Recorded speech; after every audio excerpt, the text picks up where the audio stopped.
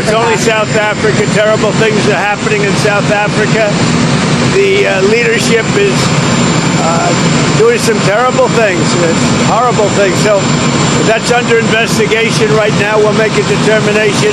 And until such time as we find out what South Africa is doing, they're taking away land, they're confiscating land, and actually they're doing things that are perhaps far worse than that. Imperialism is a bad student. You expel it today, and tomorrow it returns with the same characteristics. These words by Thomas Sankara ring louder today than ever before.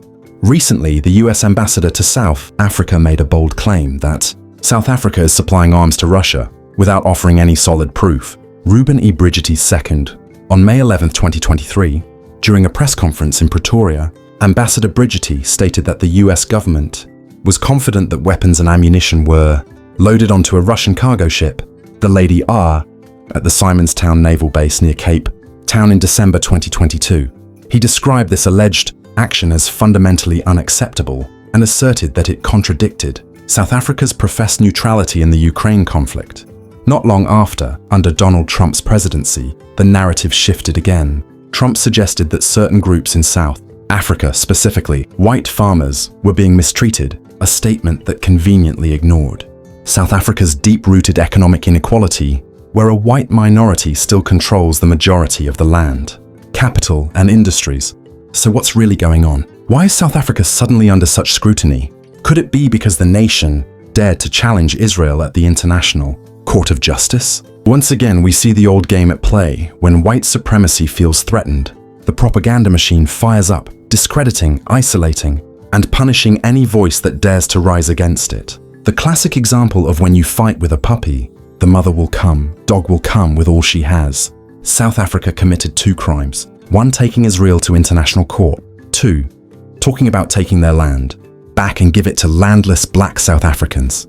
In the age of social media megaphones and billionaire influencers, few stories are as globally compelling as the clash between Elon Musk and Julius Malema. 2 men who couldn't be more different, yet find themselves locked in a bitter ideological standoff over the soul of South Africa. One is a tech billionaire with global influence, born in Pretoria under apartheid-era South Africa. The other, a radical leader of the economic freedom fighters, EFF, who built his political identity by confronting white economic dominance and calling for revolutionary change. But when Julius Malema resurrected a controversial apartheid-era chant, "Kill the Boer, kill the farmer," Elon Musk responded in a way that shook the world. In 2023, Julius Malema led thousands of supporters in chanting the struggle era slogan, "Kill the Boer, kill the farmer," to his followers. This was a symbolic expression. Who left guitar? Killer man. Who left guitar? Yamasa. Hirwata. Samarumo. Rumbo. Asicha. Where were you when I'm dream? Where were you when I'm shit? So fast sketchy. Emoye. So fast sketchy. Etati. Shoot to kill. Yamasa. Shoot to kill. Killer man. Brr pa. Pa. Brr pa. Pa. Kill the Boer, the farmer. Kill the Boer, the farmer. Of anti-apartheid resistance. Not a literal call to violence, but to many South Africans and international observers, it reignited old wounds. The world of Africans erupted and accused Malema for calling for the eliminating white people in the country. AfroForum took Malema to court and they dismally lost. Elon Musk, who has long remained mostly silent on South African politics, broke his silence. In a tweet that went viral, he wrote, "They are openly pushing for the genocide of white people in South Africa." This statement instantly polarized global opinion. Was Musk defending vulnerable people in his birth country, or was he exaggerating a symbolic song to paint South Africa as a nation teetering on racial collapse? Musk's tweet echoed sentiments popular among right-wing commentators in the West, many of whom claim that South Africa is engaged in the silent persecution of white farmers.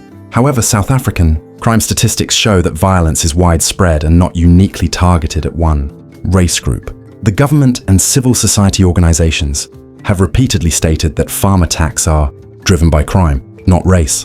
Malema, for his part, defended the chant as part of political theater, not literal incitement. Yet his rhetoric has often drawn criticism for its militant tone and anti-white messaging. Some reports even claimed Musk had lobbied for Malema to be labeled an international criminal during Trump's presidency. Still, it's clear Musk sees Malema not just as a domestic populist, but as a global threat to peace and equality.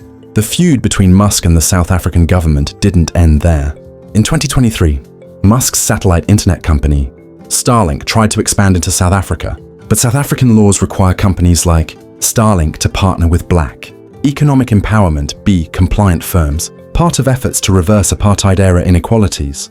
Musk denounced this requirement as racist, claiming that South Africa was enforcing racial laws that excluded foreign investment in innovation. The government, however, insisted that B is a critical part of South Africa's post-apartheid recovery, not a form of racism, but a tool for justice and transformation.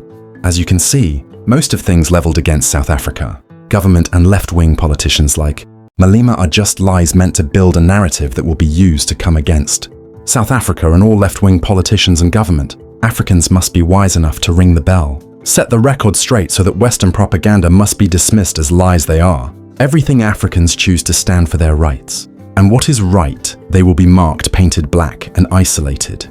The attack from Trump administration, with the influence of Musk, is not just some random attack.